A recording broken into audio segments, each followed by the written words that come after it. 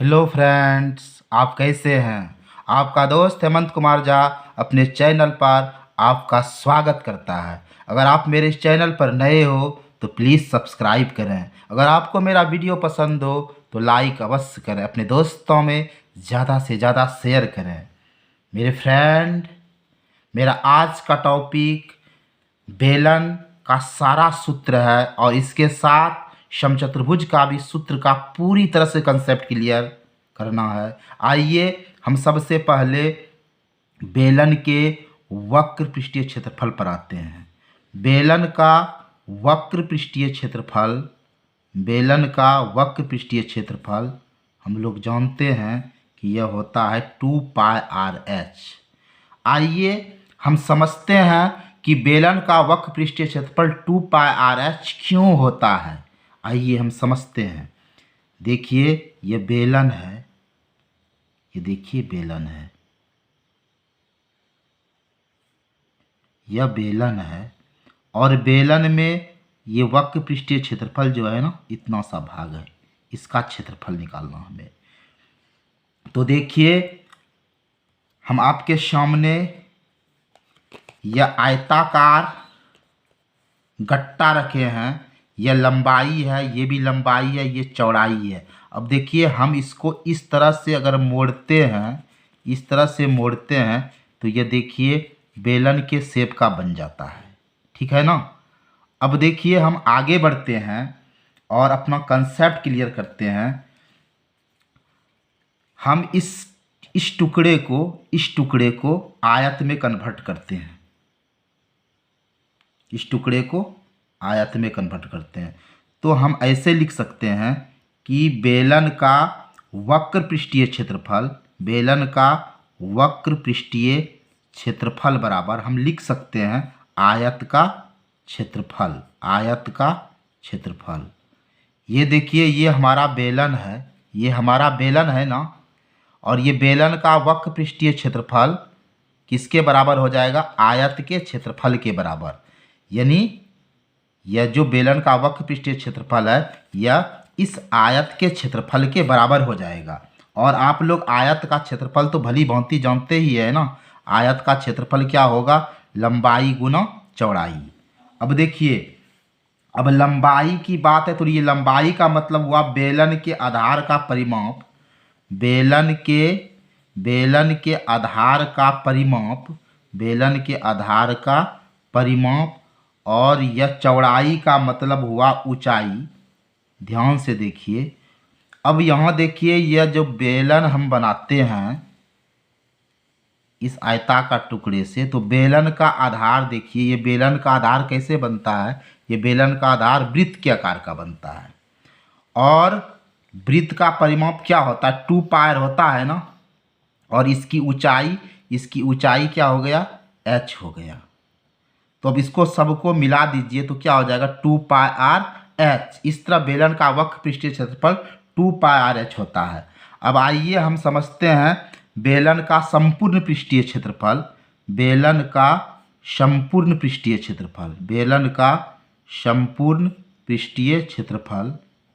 बेलन का संपूर्ण पृष्ठीय क्षेत्रफल का सूत्र होता है 2πr/r+h। अब देखिए ये कैसे होता है, ये देखिए ये बेलन है, ये बेलन है, ये देखिए ये बेलन है। अब देखिए संपूर्ण पृष्ठीय क्षेत्रफल कैसे निकलेगा, ये देखिए ये वक्र पृष्ठीय क्षेत्रफल है और ये तो हम जान गए ना, ये कितना होता है 2πr/h। अब देखिए यहाँ दो वृत्त है, एक वृत्त यह है, एक वृत्त यह है। अब 2 से गुणा कर दिया, एक वृत्त का क्षेत्रफल क्या होता है, πr² होता है। अब देखिए 2πr/h जोड़ 2πr²। अब देखिए इसको ऐसे लिख सकते हैं 2 गुना पाई गुना r गुना h, और इसको लिखेंगे 2 गुना पाई गुना r गुना r। अब देखिए 2πr कॉमन आ गया, 2πr कॉमन आ गया, यहाँ क्या बचा, h बचा। अब 2πr निकाल दिए, यहाँ क्या बचा, r बचा। अब इसको जरा सिस्टम से लिख देते हैं, r को इधर लिख देते हैं, इसको इधर लिख देते हैं। तो बेलन का संपूर्ण पृष्ठीय क्षेत्रफल बराबर क्या हुआ, 2πr/r+h। आइए हम इसका कुछ एग्जाम्पल लेकर कंसेप्ट क्लियर करते हैं। जैसे देखिए हमारे पास r बराबर 14 सेंटीमीटर है और एच हमारे पास 10 सेंटीमीटर है और हम बेलन का वक्र पृष्ठीय क्षेत्रफल निकालते हैं। तो फार्मूला क्या होता है 2πr(h)। अब देखिए पाई का मान 22/7 होता है, आर हमारा 14 है, एच हमारा 10 है। कटा दिए 7 दूनी 14, तो 22 दूनी 44 दूनी 88, वो 88 गुना 10 किए तो क्या हो गया 880 सेंटीमीटर स्क्वायर। अब इसका हम संपूर्ण पृष्ठीय क्षेत्रफल निकालते हैं। तो फार्मूला क्या होता है 2πr × r+h। पाई का मान क्या हो जाएगा 22/7, आर कितना है 14, आर 14 है, एच कितना है 10 है। अब ध्यान से देखिए 2 गुना 22/7 गुना 14 और 14 10 क्या हो जाएगा 24 हो जाएगा। इसको कटाइए 7 दूनी 14, 22 दूनी 44 दूनी क्या हो जाएगा 88, और 88 को जब 24 से मल्टीप्लाई करेंगे तो 2112 सेंटीमीटर स्क्वायर। अब आइए हम बेलन का आयतन समझते हैं निकालना। बेलन का आयतन, बेलन का आयतन, बेलन का आयतन हम लोग पढ़े हैं कि πr² होता है। अब देखिए ये πr² कैसे होता है, देखिए हम आपके लिए ये बेलन बना रहे हैं। ये देखिए बेलन है, ये बेलन है। अब देखिए बेलन में हम क्या करेंगे, वृत्ताकार ढेरी लगाएंगे तो यह हमारा बेलन बन जाएगा h ऊंचाई का। जैसे आप सिक्का के ऊपर सिक्का रखिएगा तो सिक्का के ढेरी से ये बेलन बन जाएगा। देखिए ये बेलन है। अब ये इस तरह का, ये देखिए इसका हाइट है, ये इसका हाइट है। ऐसे अगर हम इसको मोड़ कर बेलन बनाते हैं, यह इसका क्या बनता है हाइट h बनता है। आइए हम आगे बढ़ते हैं और लिखते हैं कि बेलन का आयतन बराबर हो जाएगा आधार का क्षेत्रफल, आधार का क्षेत्रफल गुना ऊंचाई। आधार का क्षेत्रफल देखिए वृत्त के आकार का है ना, तो ये हो जाएगा πr², ऊंचाई कितना है h, यानी πr²h। अब दूसरे वे में हम ऐसे भी समझ सकते हैं, देखिए v बराबर क्या होगा l गुना b गुना h। अब l गुना b क्या होगा a होगा और h, और a इसका क्या है वृत्ताकार का है, तो ये क्या हो जाएगा πr² गुना h, πr²h। हम इसको तीसरे वे में ऐसे भी समझ सकते हैं। ध्यान दीजिए कि देखिए यह एक वृत्त का क्षेत्रफल कितना है, एक वृत्त का क्षेत्रफल कितना है, तो ये πr² होगा। अब देखिए इसकी ऊंचाई h है, यानी एक वृत्त का क्षेत्रफल πr² हुआ, तो ये पूरा जो वृत्त है ये h ऊंचाई है, यानी h ठोका क्या हो जाएगा, तो πr² को h से गुना कर दीजिए तो ये हो जाएगा πr²h। जैसे 1 रुपया में 10 आम मिल रहा है तो 9 रुपया में कितना आम मिलेगा, आप 10 को 9 से गुना करते हैं ना, तो इस तरह कहते हैं 90 आम। तो इस तरह हम πr² को h से गुना कर दिए। आइए हम इसका एक एग्जाम्पल लेते हैं। जैसे हमारे पास r बराबर 7 मीटर है और h बराबर 14 मीटर है और इसका हमें भी निकालना है, आयतन निकालना है बेलन का। तो कैसे निकालेंगे, तो बेलन का आयतन क्या होता है πr²h, पाई का वैल्यू 22/7 होता है, r हमारा क्या है 7 है तो 7 गुना 7, h कितना है 14, ये 7 7 खत्म हो गया तो सबको गुना करते हैं तो क्या हो जाता है 2156 मीटर स्क्वायर। अब आइए हम समचतुर्भुज को समझते हैं और समचतुर्भुज का क्षेत्रफल समझते हैं। समचतुर्भुज का डिफिनेशन होता है वैसा चतुर्भुज जिसकी चारों भुजाएं बराबर हो, जिसकी चारों भुजाएं बराबर हो, जिसकी चारों भुजाएं बराबर हो।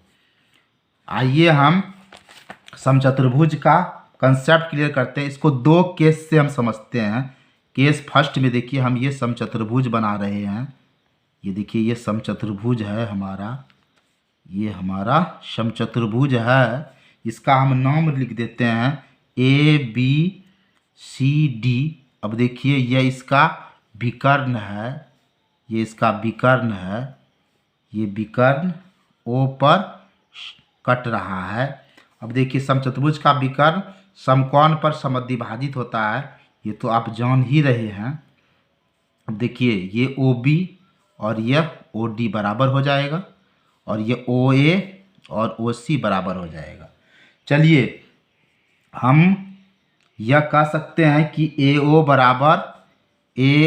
बराबर क्या, OC, और BO बराबर OD कह सकते हैं। अब देखिए समचतुर्भुज हमारा क्या है, ABCD का क्षेत्रफल जब हम निकालेंगे तो हम क्या करेंगे, एरिया ऑफ ABD जोड़ एरिया ऑफ BCD। देखिए ABD त्रिभुज का क्षेत्रफल और फिर BCD त्रिभुज का क्षेत्रफल, यानी ABD और BCD दोनों त्रिभुज को जोड़ देंगे तो समचतुर्भुज निकल जाएगा। अब देखिए त्रिभुज का क्षेत्रफल तो हम लोग जानते हैं ना, 1/2 गुना आधार गुना ऊंचाई होता है, तो ये फार्मूला का हम लोग यूज करते हैं। तो यहाँ क्या लिखते हैं, 1/2, इसका आधार BD है, इसका ऊंचाई AO है, जोड़ 1/2 गुना BO गुना OC। ध्यान दीजिए ABD में देखिए 1/2 आधार क्या है BD है और ऊंचाई क्या है AO है। अब यहाँ देखिए BCD में देखिए 1/2 आधार क्या है BD, ऊंचाई क्या है OC है। आइए हम लोग आगे बढ़ते हैं, 1/2 और BD हमारा क्या है, तो एक काम कीजिए, रुकिए 1 मिनट जरा सा, एक काम कीजिए, 1/2 और BD, ये देखिए ये BD है ना, ये हमारा क्या है BD है, ये BD है। 1/2 गुना BD कॉमन ले लिए तो यहाँ क्या हुआ, AO जोड़ OC। देखिए 1/2 गुना BD और यहाँ देखिए AO और OC ये मिलकर क्या हुआ, AC हुआ। अब गौर से देखिए 1/2, ये BD को हम D1 कह सकते हैं, पहला डायगोनल, और AC को क्या कह सकते हैं, दूसरा डायगोनल। तो इस तरह हम कह सकते हैं कि समचतुर्भुज का क्षेत्रफल 1/2 गुना पहला विकर्ण गुना दूसरा विकर्ण हुआ। अब केस सेकंड में आते हैं। अब देखिए समचतुर्भुज का क्षेत्रफल एक और तरीके से होता है, एक और तरीके से होता है। देखिए हम ये समचतुर्भुज बना रहे हैं, ये समचतुर्भुज बना रहे हैं, ये समचतुर्भुज है, ये इसका आधार है, ये इसका आधार है, इसको हम भुजा भी कह सकते हैं, और ये क्या है, इसकी ऊंचाई है। तो देखिए समचतुर्भुज एक समांतर चतुर्भुज होता है, एक समांतर चतुर्भुज होता है। अब हम कह सकते हैं कि समचतुर्भुज का क्षेत्रफल बराबर, समचतुर्भुज का क्षेत्रफल बराबर समांतर चतुर्भुज का क्षेत्रफल, समांतर चतुर्भुज का क्षेत्रफल। और समांतर चतुर्भुज का क्षेत्रफल तो होता ही है ना, आधार गुना ऊंचाई। अब देखिए आधार को हम लोग लिखते हैं B और H यानी BH। आइए हम एक एग्जाम्पल लेकर कंसेप्ट क्लियर करते हैं कि एक समचतुर्भुज है, उसका D1 हमारा दिया है 24 सेंटीमीटर और D2 10 सेंटीमीटर है। जैसे देखिए हम फिगर भी बना देते हैं, ये देखिए ये समचतुर्भुज है, ये समचतुर्भुज है, नाम रख देते हैं ABCD। ये डायगोनल 24 सेंटीमीटर है और ये मान लीजिए ये D1 है, ये D2 है। तो D1 हमारा D2 दिया है, तो इसका क्षेत्रफल निकालना तो कोई प्रॉब्लम नहीं है, 1/2 गुना D1 इंटू D2 होगा कि नहीं, 1/2, D1 हमारा 24 है, D2 10 है, कटा दीजिए, 12 दूनी 24, 12 गुना 10 क्या हो गया, 120 सेंटीमीटर स्क्वायर। आइए हम केस सेकंड का भी कंसेप्ट क्लियर करते हैं। जैसे देखिए हमारा समचतुर्भुज का आधार 5 मीटर है और ऊंचाई 4 मीटर है, तो हम समचतुर्भुज का क्षेत्रफल ऐसे भी निकालते हैं, जब आधार और ऊंचाई रहे तो आधार गुना ऊंचाई, 5 गुना 4, 5 चौके 20 metre square. My dear friends, मेरा आज का टॉपिक यहीं समाप्त हो रहा है। जय हिंद, जय भारत।